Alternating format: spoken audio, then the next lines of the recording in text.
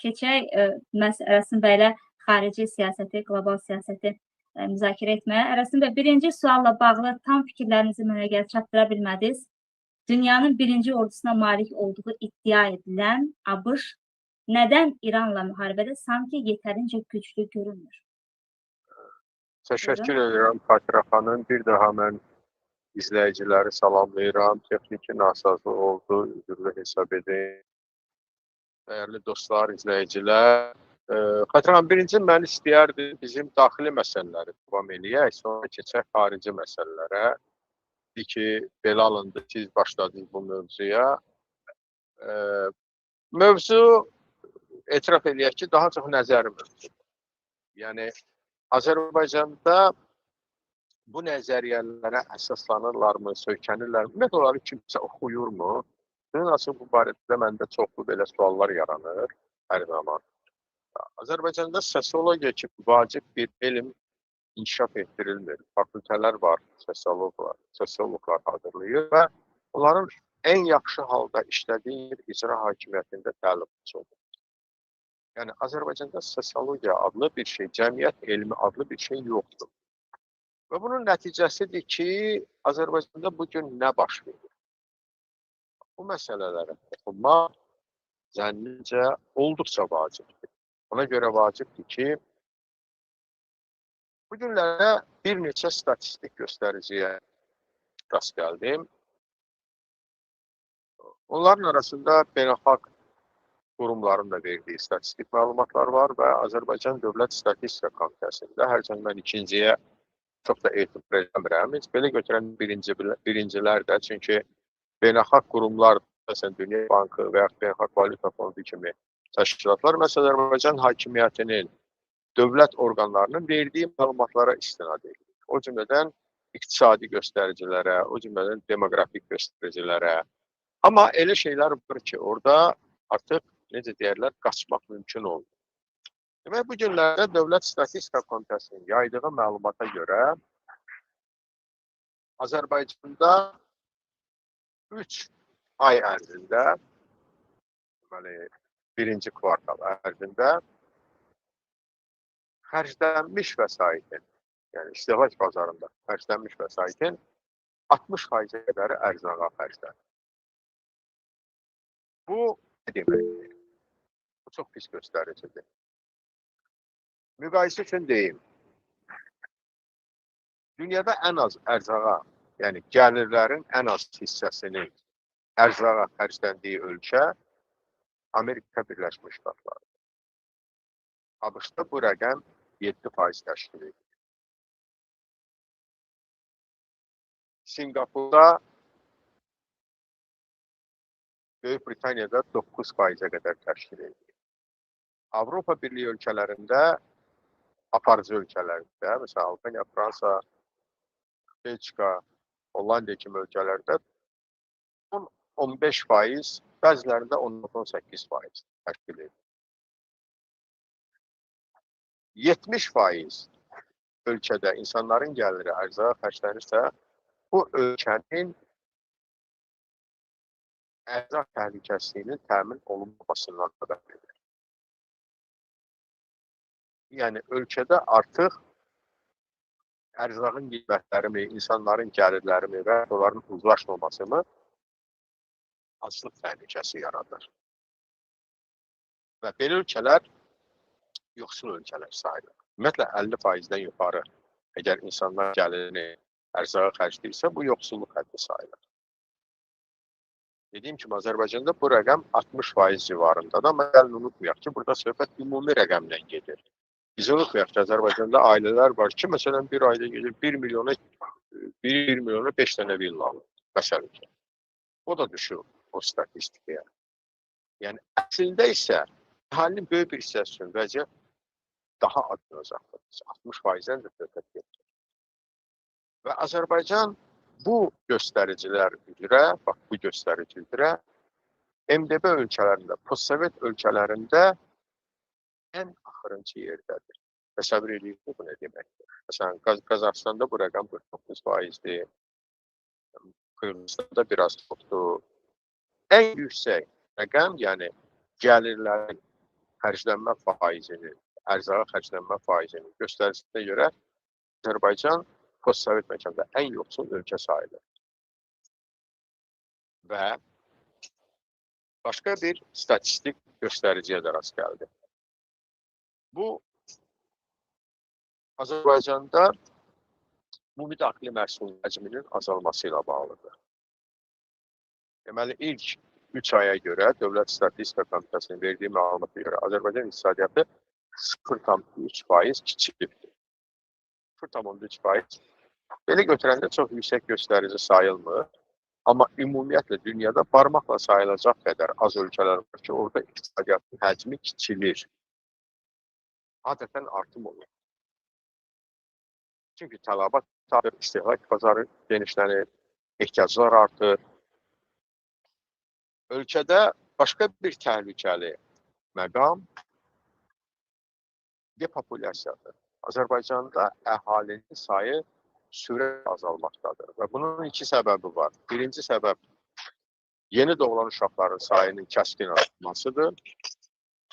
İkinci səbəb isə ölkədən miqrasiyadır. Və Azərbaycanda həm daxili, həm də xarici miqrasiya var.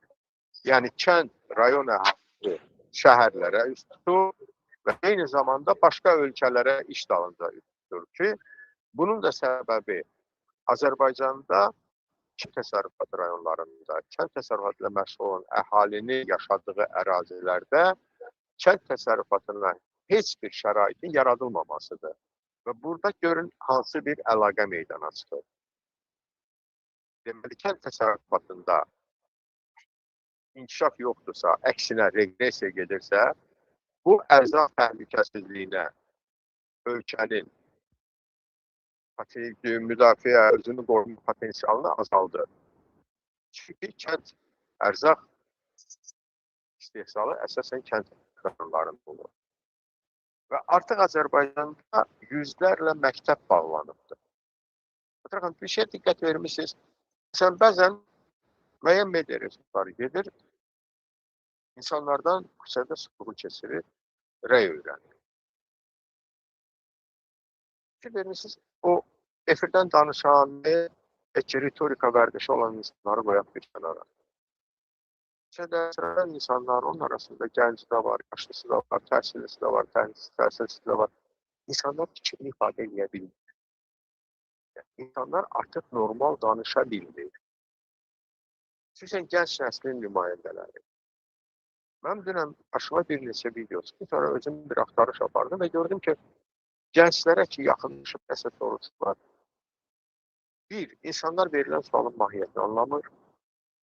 İki, bunlar hətta bunu anlayıqda belə verdikləri cavabda öz fikirlərini ifadə edə bilmirlər. Azərbaycanda təhsil katastrofik səviyyə düşübdür. Və bunun da kökündə nə dayanır? Bir pedaqoq kimi istərdim bu barədə sizin fikir edə bilim. Azərbaycanda hər şey başlayır müəllim peşəsinin aşağılanmasıdır. Azərbaycanda müəllim bugün ən kündə sıxılmış, belə deyək, sosial baxımdan da, mənəvi baxımdan da, psixoloji baxımdan da təhdid altına qoyulmuş peşə sahibidir. Niyə müəllim? Polis zorakılığına hər adam səsini qaldıra bilmir. Qorxur. Tərtər cinayəti törədən generallara vurup efirdən demək üçün ki, sən yaramazsan, sən cinayətkarsan, sən hainsən, sən satqınsan, səni asmaq lazımdır. Səni o zorakılığa məruz qoyduğun insanlar kimi eyni zorakılığa məruz qoymaq lazımdır. Bunu deməyə cəsarət tələb olunur. Çünki o generaldır, onun əlində resurslar var. O polisə zəng eləyər, deyər ki, falan kəs, məni təhqir eləyir, onu tutub aparıb işgəncə verərlər, döyərlər, pulunu alarlar. Amma müəllinin bu resursları yoxdur. Haqla, hər kəs gedir müəllimin üzərinə. Niyə? Həm də əzilmiş, sıxılmış cəmiyyətdə çoxlu natamamlıq kompleksi olan insanlar var ki, onlar özündən zəifini axtarır ki, əzib özünü təsdiqləsin. Və burada Azərbaycanda seçilmiş kontingent bu rola, yəni əzmək üçün, vurmaq üçün, belə deyək, qapamaq üçün, başı qapazı eləmək üçün seçilmiş kontingent sanki müəllimlərdir. orta məktəb müəllimləridir. Yəni. Təsəvvür eləyin, ali məktəb müəllimləri sosial baxımdan daha küncə sıxılmış insanlardır. Bunlar elmi fəaliyyətlə məşğul olmuş insanlardır. Bunlar ən azı, deyək ki, təkcə bakalavr deyil, həm də magistratura mərhələsini keçmiş insanlardır. Bunlar aspirantlardır, bunlar məqalə yazır, bunlar daim biliyini, məlumatını yeniləyir. Amma bu adamların, məsələn, bəzi orta məktəb müəllimlərinin kiçik bir qismi təbii ki, repetitor fəaliyyətinə məşğuldur. Ali məktəb müəllimlərinin bu fəaliyyət imkanları yoxdur. Və bundan başqa da müəllimlər hüquq baxımdan küncə sıxılıbdır. Niyə görə? Ona görə ki, məsələn, universitetlərdə belə şeylər var da, bu bir ənənədir. Tutuyorlar müəllimləri, məsələn, rektor köməkçisi və yaxud prorektor və yaxud dekan deyir ki, gedib filan mütrifə siz rəy yazmalısınız və yaxud filan kəsin çıxışına rəy yazıb, trollluq eləməlisiniz. Mütrif də kimdir? Parlamenti keçirmək istədikləri mütrif. Əstəğfurullah, parlamentinə yox, mütriflər parlamentinə, Milli Məclis dedikləri ora. Siz təsəvvür edirsiniz, bu müəllimin nə dərəcədə alçatmaqdır. Və müəllim qalır o suyun arasında. Bunu eləmək istəmir, çünki onu hüququna sığışdırmır. Amma onu eləməyəndə dərslərini kəsəcəklər, onu təhdid eləyəcəklər. Bir gün nəqliyyat sıxlığı baxımından geciksə cəzalandıracaqlar. Və müəllim gedir, heç bir məhkəmədə, heç bir ictimai platformada, tribunada ona qərəzin olduğunu sübut eləyə bilməyəcəkdir. Bax, bizim bu problemlərimiz var. Və bu təkcə müəllimlərlə bağlı deyil. Mən bayaq elə belə demədim ki, bir kitab da oxuyublar ömürlərində. Bəli, mən and içərəm ki, oxumuyublar. Niyə görə ki, bu adamlar kitabla, elmlə, təhsillə dost olan adamlar deyirlər. Bunların dostu, bunların əzizi, doğması, əstəğfurullah, Allahı puldur. Puldan başqa heç nə yoxdur. Heç bir anlayış yoxdur. Başda İlham Əliyev özü olmaqla, onun ailə üzvləri olmaqla. Belə bir ölkədə müəllimə, başqa bir təhsilli peşə sahibinə və yaxud elə bir əməklə məşğul olan insana, sürücüyə, ustaya, ümumiyyətlə insan həqiqətinə, hörmətlə söhbət gedə bilərmi? Əlbəttə gedə bilməz. Ona görə də bugün Azərbaycanda ailə institutu dağıdılıb. Ailə institutu isə cəmiyyətin əsas vahididir. Təsəvvür eləyin, elə dövlət orqanlarının verdiyi statistik göstəricilərə görə Azərbaycanda hər qurulan 2 ailəyə bir dağılan ailə düşür. Yəni, 100 ailə qurulsa 50 ailə eyni müddətdə dağılır. Azərbaycanda yeni doğulan uşaqların sayı aşağı düşür. Bugün yeri gəlmişdən İlham Əliyev bir qanun imzalayıb, yeni qanun, uşaqların hüquqlarıyla bağlı. Orada hər şey var. Az qala, siz böyüklərin hamısının hüquqlarını təmin edir adam. İndi kesib uşaqlara. Uşaqların hüquqlarının qorunması, onların azadlıqlarının və s. Heç elə verəcək, qol, başqa işlə. Amma uşaq qolu haqqında heç bir şey deyil.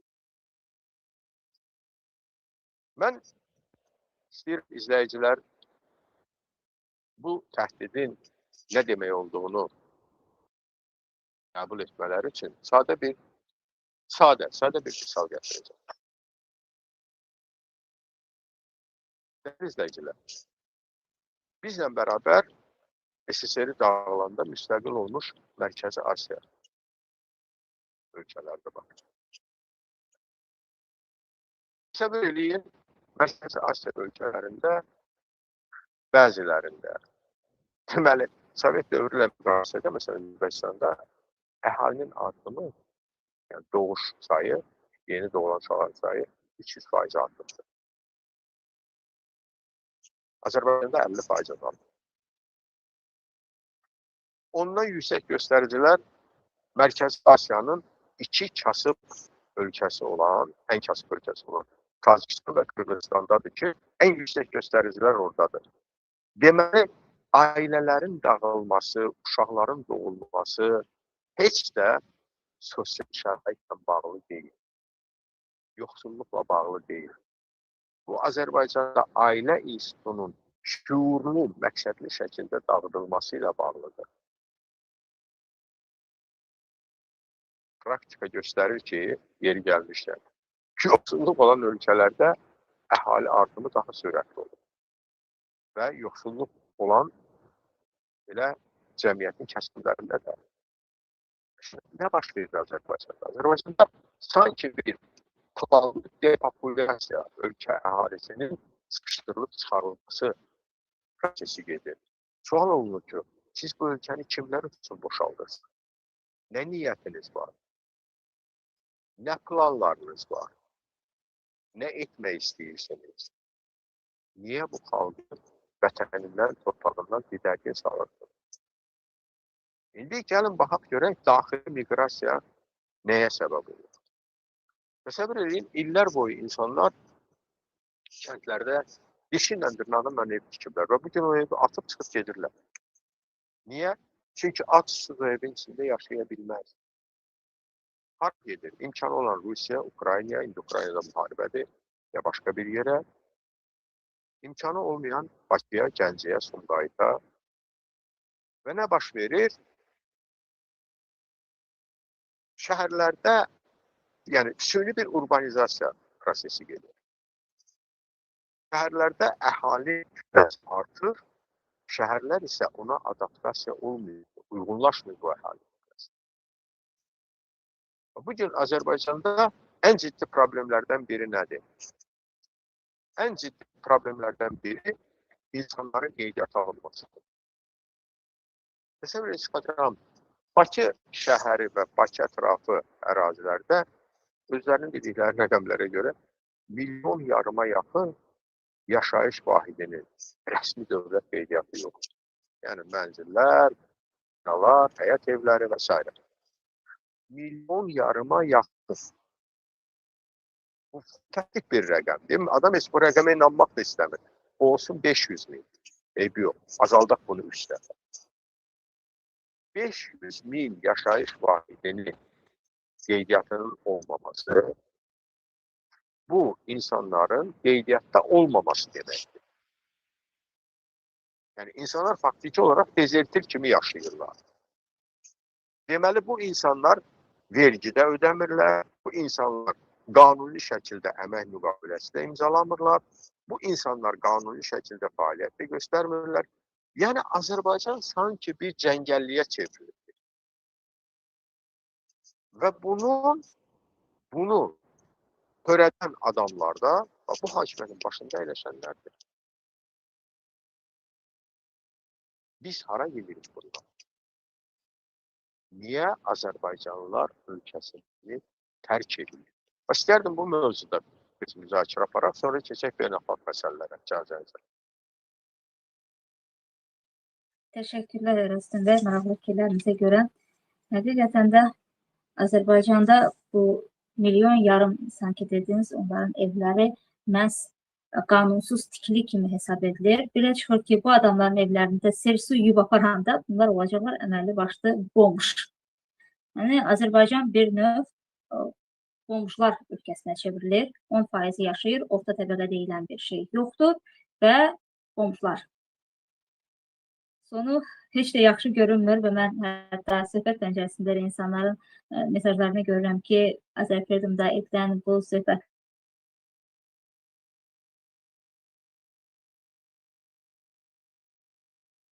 nəticə olaraq xalqımız nə əldə edəcək? Bu barədə istəyərdim arasında fikrinizi bildirəsiniz.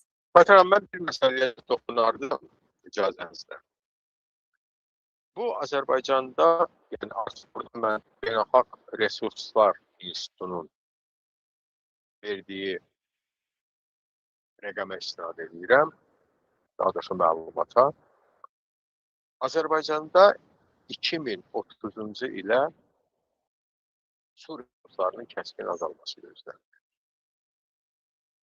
Azərbaycan bu baxımdan dünyada ən yüksək risk olan ölkələrdən biri sayılır. Düzdür, orada qonşu ölkələr var. Mesela İran var, İran'da bugün o problemler mövcuddur. Türkiye var.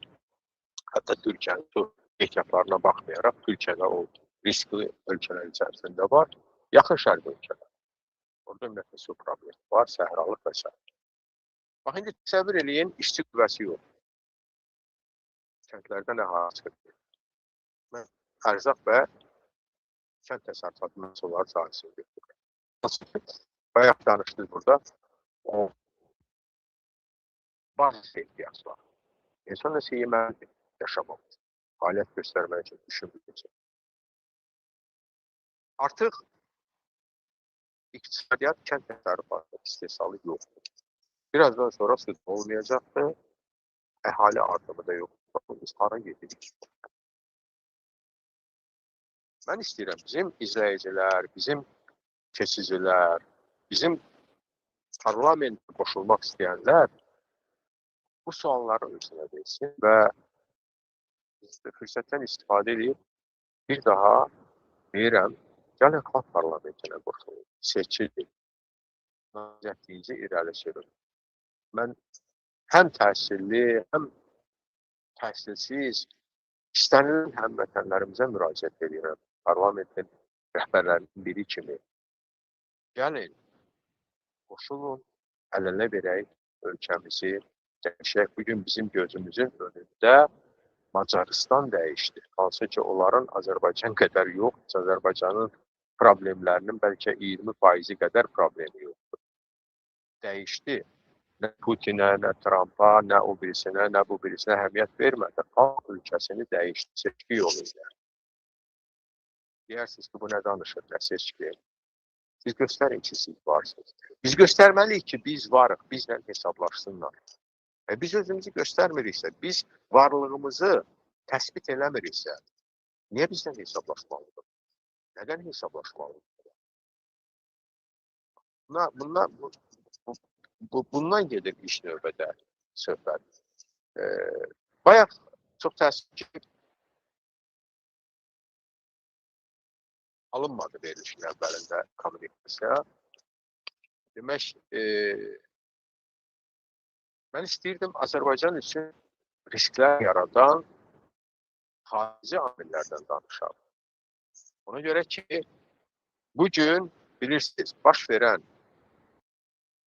yaxın şərqdə baş verən müharibə olduqca təhlükəli bir həddə çatıbdır və onun təhlükəli həddə çatmasının çox ciddi səbəbləri var. Səbəblərdən biri ondan ibarətdir ki, deməli, ABŞ-la İsrail ümumiyyətlə hansı müharibəyə, nə məqsədlə, sanki daxil olduqlarının, bunu müharibəni provokasiya etdiklərinin heç özləri də yolunu bilmirlər. Heç o müharibəyə hazır olmayıblar. Dostlar, Azərbaycanda bir aşırı təbliğat gedir.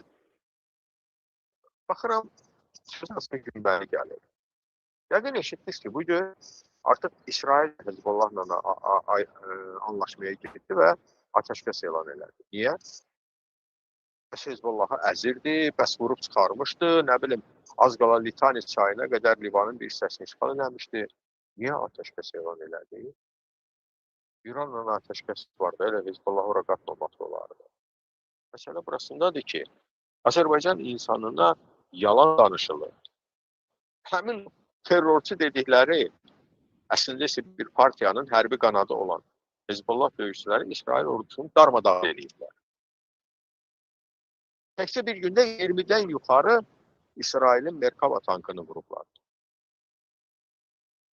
Sosial mediaya baxın, nə qədər İsrailli hərbiçilərin dəfn mərasimindən orada videolar var, paylaşımlar var.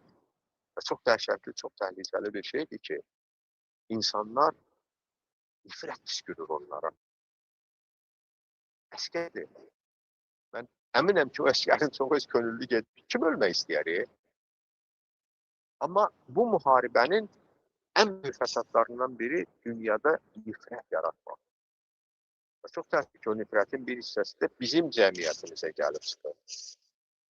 Çünki bir hissə İrana nifrət edir, bir hissə İsrailə, bir hissə Amerikaya. Və son nəticədə o nifrət bir-birinə qarşı yönəlir. Azərbaycanlılar bir-birinə nifrət edir.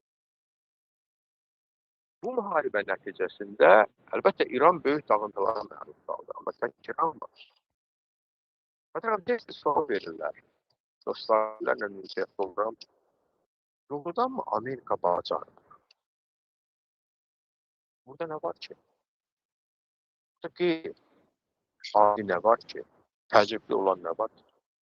Amerika Vyetnamda bacardı, Amerika Əfqanistan'da bacardı, ya Irak'da bacardı. Heç yerdə bacarmadı. Ona görə ki, müharibənin öz reallıqları var. SSR getdi 10 ildən artıq oturdu Əfqanistan'da.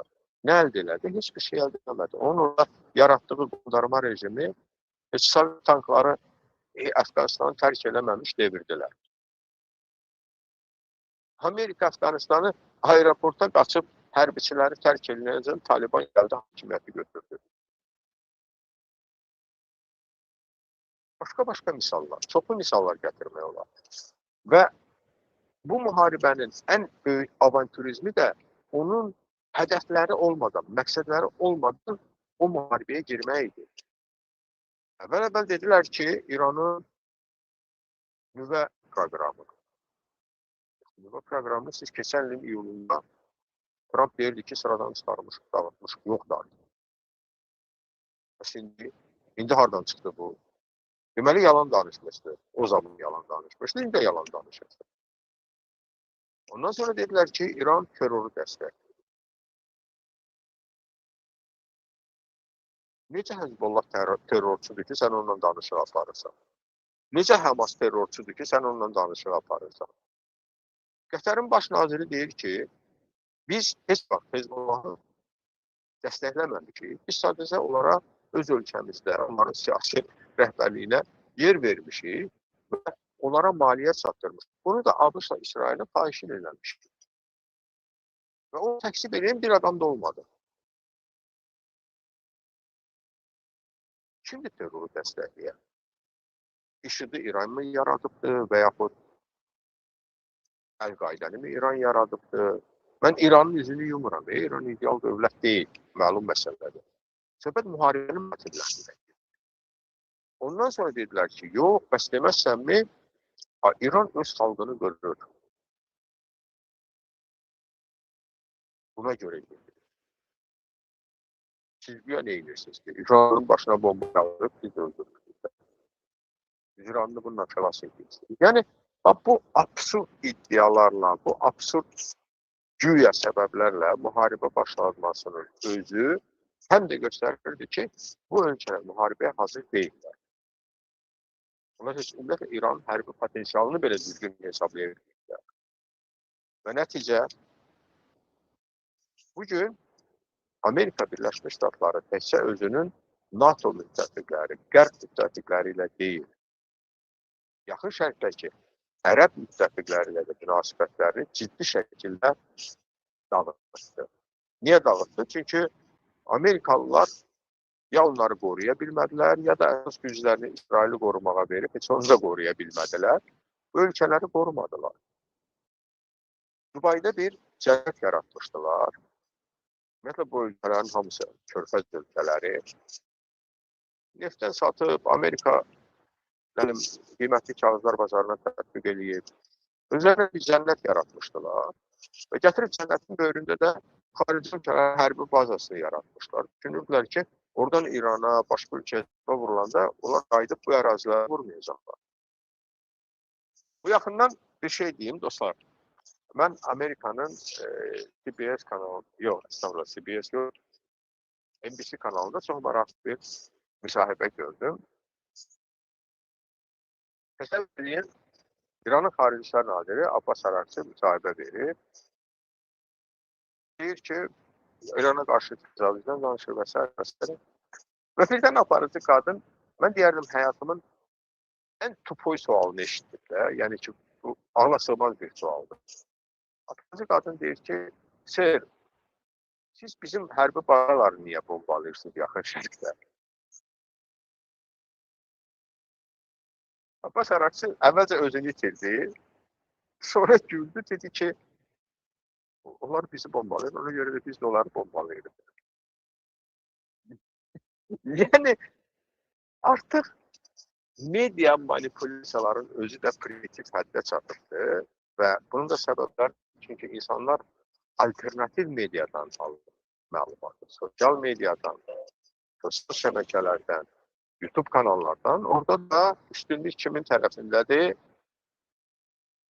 Ən azı İngilis dilli segmentdə üstünlük İranın tərəfindədir. Nə qədər təəccüblü də səslənsə.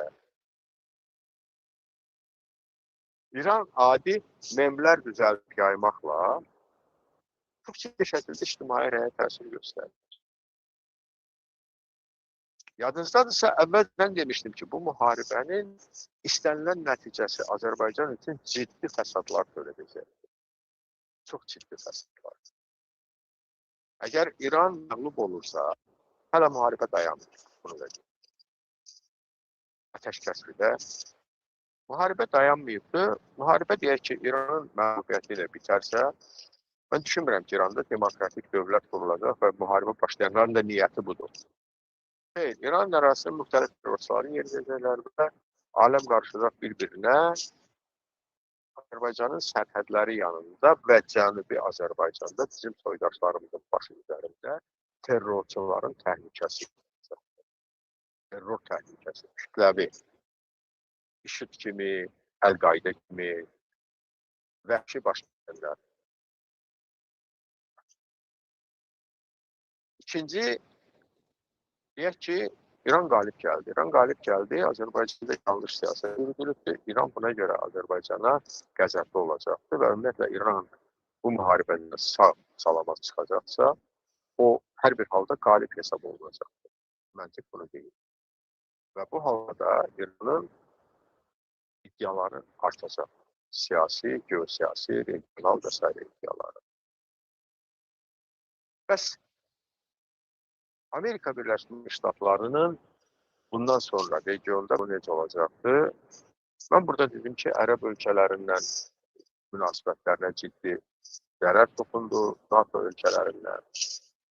Yəni ki, izləmişsiniz, dəyərli vətənlər, son günlər Trump administrasiyası ilə Vatikan arasında çox ciddi bir münaqişə getməkdədir.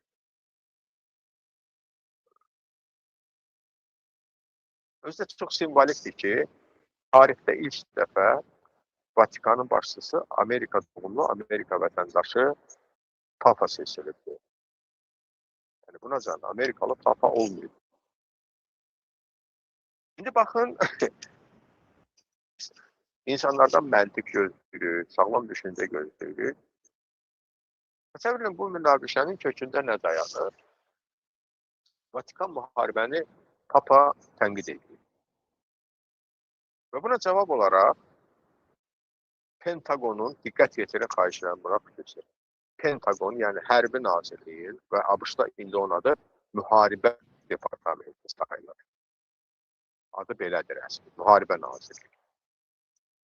Muavini, öz siyasətçi muavini, hərbiçi yox. Çünki hərbiçilər ABŞ-da etiraf etməliyəm ki, daha səviyyəli adamlardır. Onlar belə şey eləməzlər. Papanın səfirini çağırır və Papanın səfirinə Papa 8-ci Bonifeysin taleyini xatırladı. Bu nədir? Adam görünür ki, oxudubdur, ya kimsə məsləhət veribdir, o Pentagon şefinin muavində. 1303-cü ildə baş verilmiş hadisədən gedir söhbət. O zaman Fransa kralı olan 4-cü Filiplə Papa 8-ci Bonifeys haqqında münaqişə yaranır. 4-cü Filip istəyir ki, klerikalları, Vatikan klerikalları, ilk növbədə kardinallara vergi tətbiq eləsin. Papa buna qarşı çıxır və həmin o 4-cü Filip nə edir? Papa Bonifeysi, 8-ci Bonifeysi həbs edir. Düzdür, 3 gündən sonra insanlar ayağa qalxır, aləm qarışır bir-birinə, məcbur olub onu azad edirlər və indi birdən 21-ci əsrdə Amerika Müdafiə Nazirliyinin rəsmisi, nazirin müavini Papanın səfirinə bu hadisəni xatırladı. Sanki Roma papası, Vatikan başçısı Maduradır, gedib təpəkdən götürüb gətirəcəklər. Gör, hansı ağılın sahibi olmaq lazımdır ki, dırnaq arasında ağıl. Hansı təfəkkürün sahibi olmaq lazımdır ki, dünyada milyard yarım kongregensiyası, yəni icması, camiyyəsi olan kilsənin rəhbərini həbslə hədələyəsən. Və Papa nə deyir? Papa deyir ki, ondan sonra bu Trump'ın ətrafında ağırda bir dua şəkili, kollektiv dua eləmə şəkili yayılır. Papa deyir ki, İsa Peyğəmbər, İsa Məsih əli qan içində olanların dualarını qəbul edir. İsa sülh carçısıdır. Beləliklə konflikt böyüdür. Bunun ardınca ne edir? Trump süni intellektlə yaradılmış şəkil paylaşır. Özünü İsa Məsih düzündə göstərir. Bunun ardınca nə baş verir? Deməli, Paska ərəfəsində, mən düzü bilmirəm o terminləri Azərbaycan dilində, Paskadır, məsələdir. Amma bu Paskanın ərəfəsində belə bir prosesiya var da. Yəni, insanlar gedir kilsəyə, buna Palm Sunday deyirlər İngilizcə. Rus dilində onun adı, səhv eləmirəm, Voskreseniya. Bu nə deməkdir? Paska ümumiyyətlə İsa üzrə və o Verb Voskreseniya və yaxud Palm Sunday deyilən ibadət, xüsusi ibadət sayılır. Bu, elə bilin ki, Məsihin Yerusəlimə gəlişi ilə bağlıdır. Və İsrail Qüds şərqində olan kilsələrə giriş qadağan edir, təhlükəsizlikdir. Və nəzərə alsın ki, həmin o icmanın üzvlərinin də böyük əksəriyyəti yaxın şərqdə şərq katolikləridir, onlara maroniklər deyirlər. Təbii ki, Papa buna reaksiya verməlidir. Amma Papa gözləyir ki, ABŞ buna nə reaksiya verəcəkdir? Məlumat üçün deyim ki, bilirsiniz, Osmanlı İmperiyası dağılanacaq, yəni Birinci Dünya Müharibəsi sonuna qədər bütün bu ərazini idarə edən müsəlman imperiyalıdır. Yəni, xilafət olubdur, 7-ci əsrdən sonra Səlcuqlar olub, Osmanlı olub. Bir dəfə də olsun bu kilsələrə biriş və bu kim eləyir? Durmadan Judeo-Christian Civilization kəlməsini, yəni İudey Hristiyan sivilizasiyası kəlməsini istismar eləyən fırıldaqçı dələduz cinayətçilər Netanyahu. Trump hökuməti isə buna tutur. Papa tənqid edir.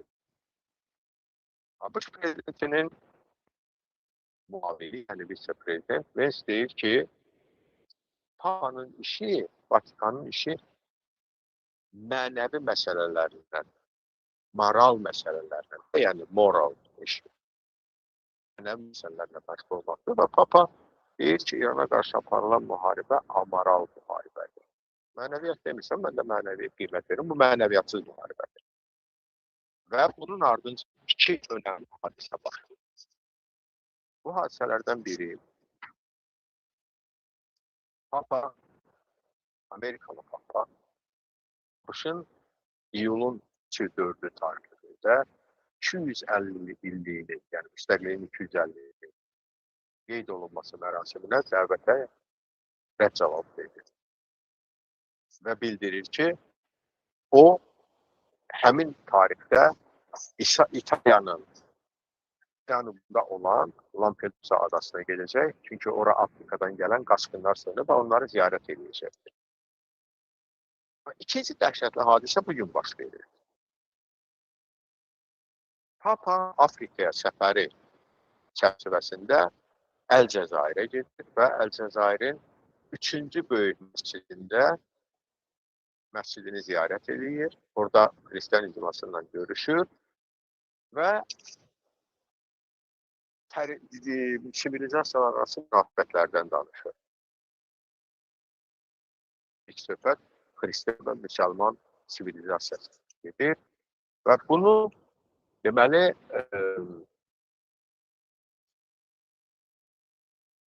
Papa bildirir ki, bu Abdülkadir, Əmir Abdülkadir məscidi çərçivəsində və yaxud onun simasında, onun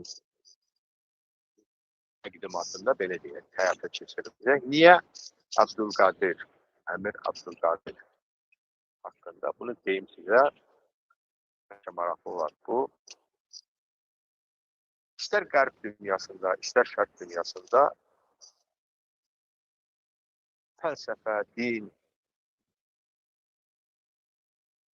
mərhəmət, xeyriyyəçilik sahəsində 19-cu əsrin 3 tanınmış şəxsiyyəti var. Bunlardan biri həmin Əmir Abdülkadir Möhyiddindir. Ona Abdülkadir Əlcəzairidə deyirlər. Abdülkadir Əlcəzairi Fransa istilasına qarşı Əlcəzairdə böyük müqavimətin rəhbəri olubdur. Sufi teolog olubdur, xalq lideri olubdur. Sonra o həbs olunub, onu gətirib Fransada saxlayıblar və onun Fransa həbsxanasından buraxılması üçün bütün dünyanın, ilk növbədə də Xristian dünyasının insanlara müraciət edirlər. Onların arasında həmin dövrdə ABŞ prezidenti olmuş Abraham Lincoln və hətta Abdülkadir Əlcəzairiyə o 2 tapanca hədiyyə göndəribdir. Maraqlıdır. Sonunda Fransa dövləti onu azad etməyə məcbur olub və hətta ona 100.000 frank həcmində pensiya kəsib. Bunun səbəbi nə idi? Bu insanın bu qədər nüfuz qazanmasının səbəbi nə idi? O, işğalçı Fransaya qarşı döyüşürdü. Səbəbi o idi ki, Abdülkadir Əlcəzairi əsir düşən insanlarla o zaman heç bir ənənə xarakteri daşımayan yüksək humanist səviyyədə dayanırdı. Onların dini ayinlərini, Xristian olmalarına baxmayaraq, dini ayinlərinin icrasına mane olurdu. Və Abdülkadir Əlcəzairi onda daha da məşhurlaşırdı. O çözüb öz müəllimi, öz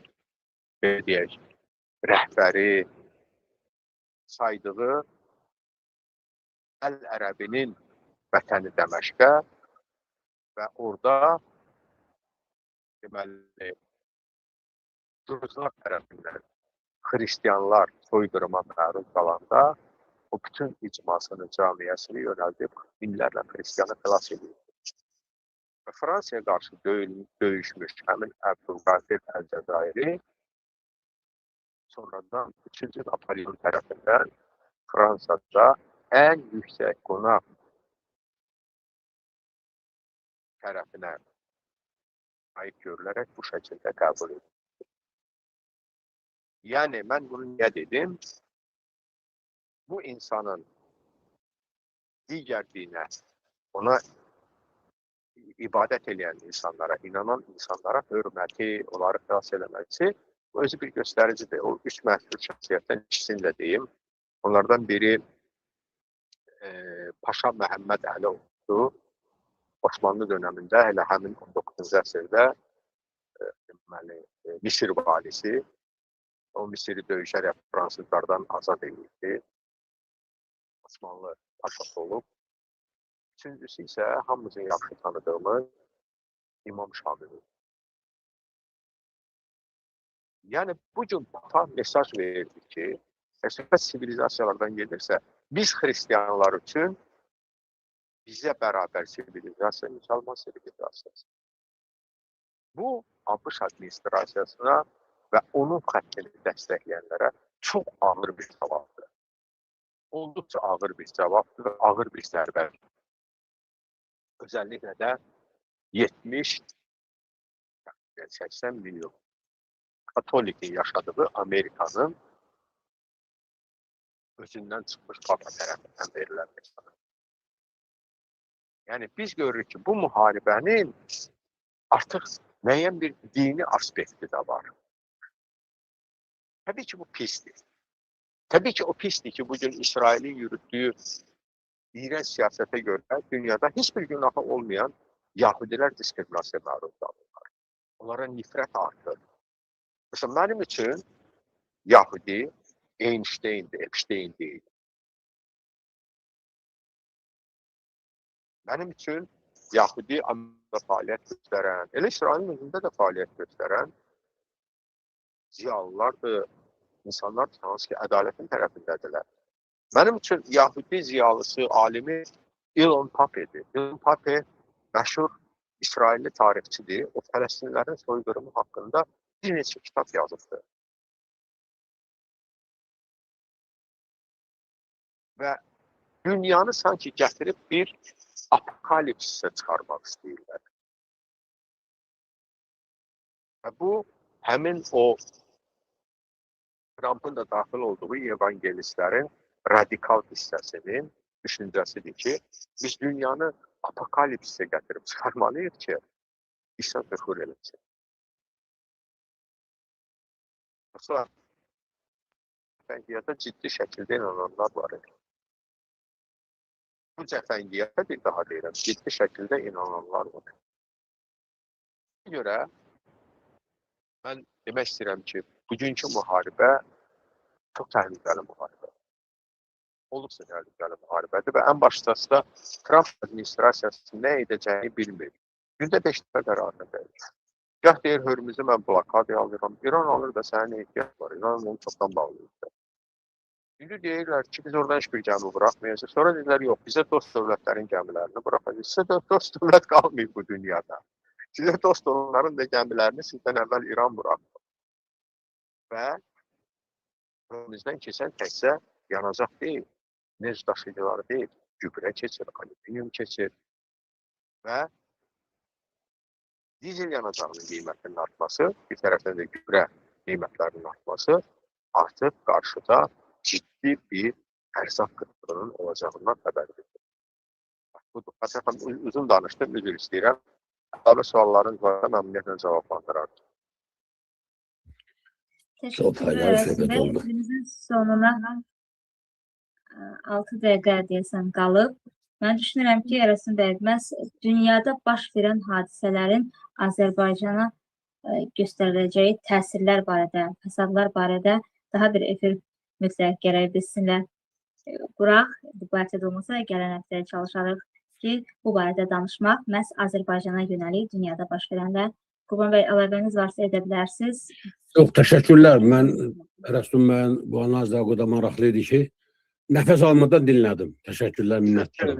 Qurban bəy, təşəkkür edirəm Xatirə xanım. Hörmətli izləyicilər, sizə təşəkkür edirəm. Kanala dəstək olun. Azərfreedom bugün sözün həqiqi mənasında əsl müstəqil platformadır, əsl müstəqil tribunadır. Azərbaycan Xalq Parlamenti Azərfreedomdan ayrı da olsa da mən Qurban bəyə parlamentin dönəm sədri olaraq təşəkkür edirəm ki, o həqiqətən parlamentin efir yaradır, efir imkanları yaradır. Dostlar, gəlin qoşulun Azərbaycan Xalq Parlamentinə. İnanın, özümüz bir bölgəmizi dəyişməsək, heç kim dəyişməyəcək. Azərbaycan Xalq Parlamentinin AzXP-nin ikinci çağırış parlament seçkiləri 07.04.2026-cı ildən 07.06.2026-cı ilədək olan dövrdə keçiriləcəkdir. AzXP-nin millət vəkilliyinə namizədliyini irəli sürmək istəyən Azərbaycan Respublikasının vətəndaşları +994 55 655 33 47 və ya +31 687 979 308 telefon nömrələrinə aşağıdakı bildiriş formasını dolduraraq seçki komissiyasına göndərə bilər. 1. Ad 2. Soyad 3. Ata adı 4. Doğum tarixi 5. Vətəndaşlıq 6. Yaşadığı ölkə 7. Təhsil səviyyəsi 8. Peşə 9. Hazırki işi, vəzifəsi. 10. Ailə vəziyyəti. 11. Telefon nömrəsi. 12. E-mail ünvanı. 13. Yaşadığı cari ünvanı. 14. Şəxsiyyət vəsiqəsinin, pasportun seriya və nömrəsi. 15. Vəsiqənin surəti. PDF, PNG, YPG. 16. Pasport formatında fotoşəkil. YPG, PNG. 17. Əlavə məlumatlar. Qısa izah, istəyə bağlı. Namizədliyini vermək istəyən vətəndaşlar eyni zamanda azxp.info saytına daxil olub, saytın açılış səhifəsinin ən aşağısındakı namizədlik ərizəsi düyməsini vurub, təqdim edilən formanı doldurmaqla da qeydiyyatdan keçə bilər. Azərbaycan Xalq Parlamenti sizin, övladlarınızın, xalqımızın və dövlətimizin gələcəyi üçün fəaliyyət göstərir. Gələcəyimizə birlikdə sahib çıxaq. Güc birlikdədir.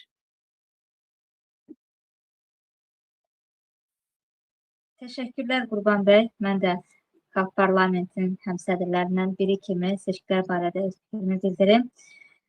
Dünyanın süper gücü Amerika İrana hücum edəndə hamı əlbəttə ki, düşünürdük ki, süper güc kimi, texnoloji inkişaf etmiş ölkə kimi, əlbəttə ki, hərbi sahədə də güclü olan dövlət İranı çox qısa bir zamanda məhv edər. Amma aydın oldu ki, İran da ən azından hərbi sahədə heç də texnoloji baxımdan geri qalmayıb, əksinə inkişaf edib. Və nəyi görürük? Bir hücum edənə cavab verə biləcək, duruş gətirə biləcək bir güc var, texnoloji güc. Dünya artıq texnoloji barbarlıq erasına qədəm qoyub. Və bu erada duruş gətirmək üçün, ayaqda qalmaq üçün, dövlət kimi öz varlığımızı itirməmək üçün bizim sizə təklif edəcəyimiz yol məhz bir xalq olaraq Xalq Parlamenti ətrafında birləşməkdir. Və bu birliyi necə həyata keçirmək olar? Azərbaycan Xalq Parlamenti aprel ayının 7-sində məhz seçkilərə qədəm qoydu, seçki kampaniyasına başladı. Seçki kampaniyasında verilən rolikdə bəlkə də sizə aydın olmayan hansısa bir terminlər oldu, məhz şəkillərin formatı ilə bağlı. Amma inandırım sizi, çətin orada bir şey yoxdur. İlk öncə sayta daxil olaraq azxp.info saytında məhz ana səhifənin lap aşağı hissəsinə keçid alanda namizədlik ərizəsi deyilən bölümdə öz məlumatlarınızı dolduraraq namizədliyinizi verə bilərsiniz. Əgər bununla bağlı probleminiz varsa, məhz sizə təqdim olunmuş seçki komissiyasının 2 üzvünün əlaqə nömrəsinə əlaqə saxlayaraq sadəcə olaraq WhatsApp üzərindən tələb olunan məlumatları yazaraq namizədliyinizi verə bilərsiniz.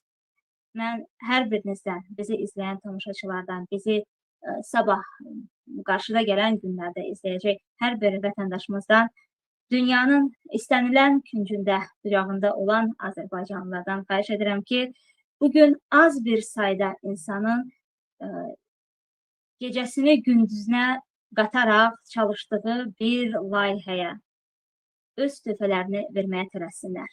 Məhz bunun sayəsində biz bugün məhz texnoloji dəyişləşməyə doğru gedən dünyada duruş gətirə bilərik. Diqqətinizə görə minnətdaram. İcazənizlə Ərəsin bəy sözünüz varsa son sözünüzü bildirərdiniz və efirə yekunlaşdırardınız. Mən də çağırışlara qoşuluram. Başqa bir sözüm yoxdur. Sizə də, Qurban bəyə də, bizim bütün izləyicilərimizə, həmvətənlərimizə təşəkkür edirəm.